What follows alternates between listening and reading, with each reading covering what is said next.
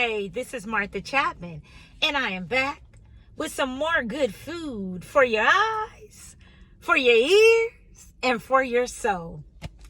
I want to really be transparent with this word that I know will give you some food for thought. Have you ever been in a situation, a relationship, where the person really wanted to control the atmosphere, wanted to dominate you, wanted to give you ultimatums? Example, if a person is over the household and say they have a controlling mentality, and if you don't do what they say do, there's no money that's going in the account. Or if they buy you a purse and you don't want to act accordingly, they want to take the purse. Or if you don't have a car and you're sharing a car, or you don't really have access totally to the car, but if you don't act right with that person, then you can't use the car. It's a controlling spirit that wants to dominate your independence, that wants to control you and make you feel less than, make you feel like that spirit is very condescending over you. It's very belittling. It's very manipulative. But don't you bow down. Stand your course and have some dignity about yourself. That is what happened with Shadrach, Meshach, and Abednego. They were told that they were to worship this idol. And anyone that didn't worship the idol, there will be consequences for it. Well, Shadrach, Meshach, and Abednego had made up in their minds that the only God that they would serve is the one and only God, and they will not bow down to idols. So King Nebuchadnezzar got word of it and was mad, approached them, and pretty much threw them in a furnace. The furnace was so hot that it really blew off the hair of the man that was standing to open the furnace door. I mean, the furnace was blazing. Threw them in there. And they were like, throw us in there, because the God that we serve will come to our rescue. And even if he decides not to, we still will not bow down to your demand.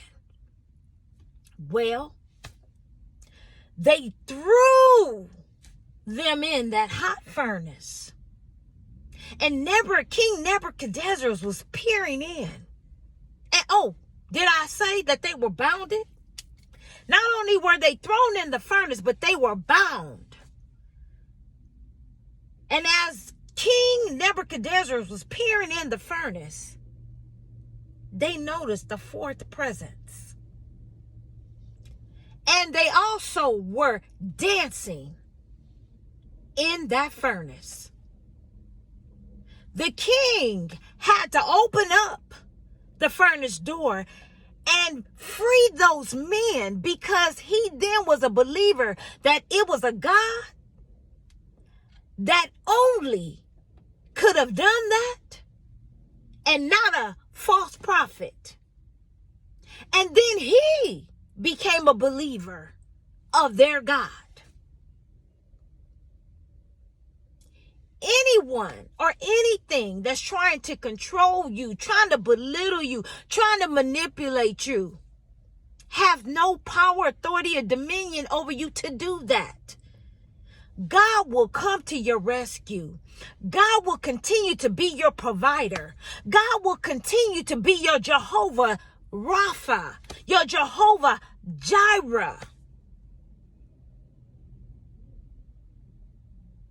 He will not let you continue to be in a situation that's toxic. He will come to your rescue like he did Shadrach, Meshach, and Abednego. And I want to read a little parable of what they told King Nebuchadnezzar when he tried to bully them. This is what they told him. They said to him, "We do not need to defend ourselves before you. If we are thrown into the blazing furnace, the God whom we serve is able to save us. He will rescue us from your power, your majesty. But even if he doesn't, your majesty can be sure that we will never serve your gods or worship the God statue you have set up." Don't bow under pressure. Don't bow because you feel that you have to, that you don't have any other choices. The God that we serve, the God that we know, the one that saved Shadrach, Meshach, and Abednego is still amongst us. And he still is able to do exceedingly above all that we can ever ask for or think. Trust God more than your circumstances. Trust God more than your bully. Trust God more than the one that's trying to manipulate you. Trust God more than the one that's trying to control you. Sometimes you just got to stand for what you know. I'd rather stand for what I know than keep falling for anything. The king had to give in to believing that the God that Shadrach, Meshach, and Abednego served was alive and he was living because he was in that furnace with them. They put 3 people in, but they saw a 4th presence. God is with you. You may not can see him. You may not can feel him. But he is with you.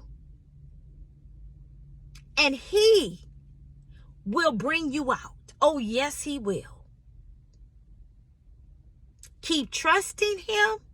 Keep praying. And keep believing that your change is coming. Stand for something. And don't fall under pressure. May this word bless you. May it give you fresh eyes of hope. May it remind you that God is there with you and he is able to do whatever you need him to do. Be encouraged, be blessed, and be inspired. Please like, share, and comment on my channel. And until next time, keep shining.